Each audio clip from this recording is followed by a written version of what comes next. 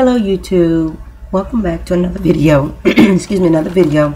This will be a two-part video because I haven't figured out yet how to splice the video segments together.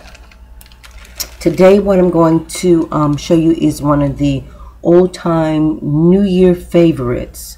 You want to have this supposed to be for prosperity. You have this meal cooked before New Year's and you bring in the New Year's with it, which is normally something green for money. It's supposed to be a prosperity meal.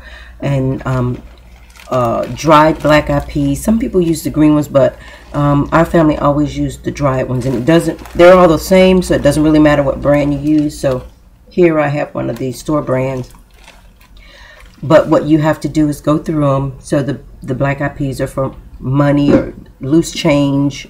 They used to say pennies, but it's loose change. But I'll just show you a quick little way that you can do this. This is sort of the traditional way, but what I found as usual is you can do all of this soaking and cooking in one pot, one container instead of a bowl, and then transferring it. So what you would do is you can do the beans or the peas through your hand and pick them out, letting them fall into the bowl. And if they're good, then you transfer them into the larger bowl. Or you can just dump some peas into the bowl, and just enough so that it covers the bottom of the bowl, and you can look through them, and you're picking out these little peas that look to have blemishes on them. Some of these are, as I say, they have blemishes. They're not quite up to par. Some of them are discolored. Some of them have little breaks or stuff off of them, or it looks like maybe a bug ate through them when they were still in the pod. So we discard all these. They're not good for cooking, or you can maybe use them and make a garden. So that's what you do. You go through them.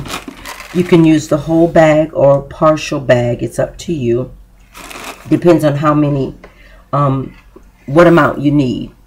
So once you pick through them and they all look decent, and decent is according to your mind. I never just dump them all into the bowl.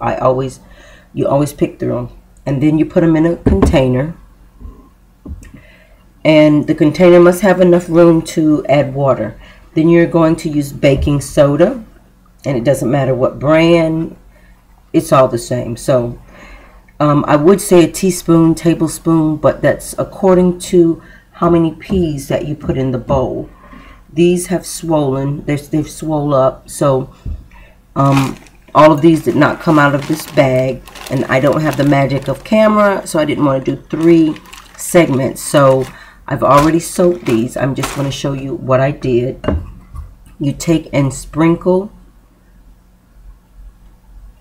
the baking soda on top, and you can see a nice dusty layer of baking soda on top of there. You need enough baking soda to soften the beans. You're going to use warm to really a little over warm. You want the water to be on the hot side, not boiling hot, not coming out of the microwave hot. You don't need it that hot, but you need it hot enough to help penetrate or soak the peas.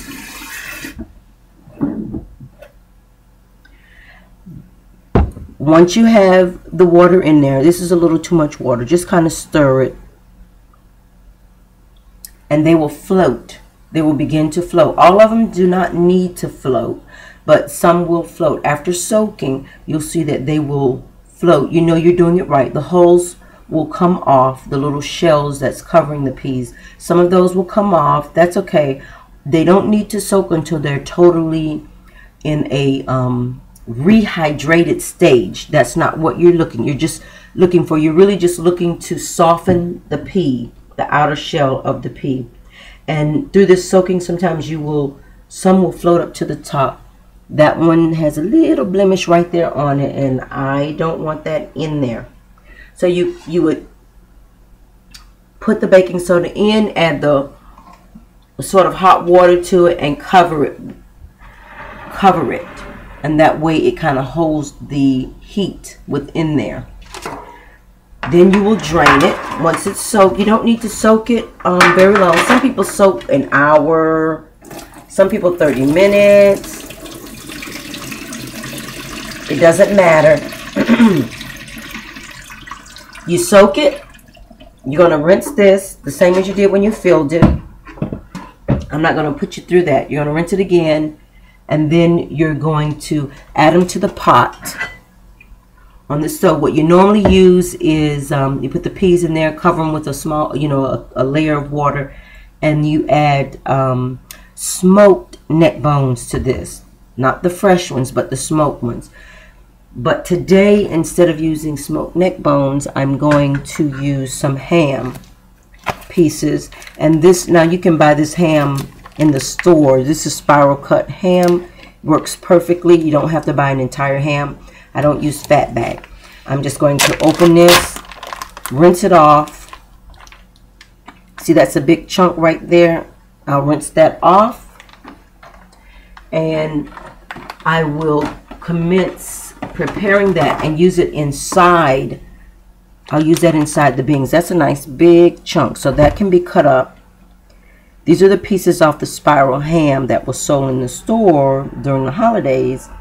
So instead of you going out purchasing an entire ham to use for this, this will work. Or you can use smoked neck bones. Since I'm making such a small amount, I don't really want to go and buy a whole pack of meat. And then I'll put this on. You bring it to a boil. Put it in the pot. You bring it to a boil. And you want to add just a little salt so that it's not fresh while it's cooking. And you watch it, and then I'll bring it back as it thickens up. You'll notice it'll thicken up, and then you'll see the final results. So until then, YouTube, thanks for joining.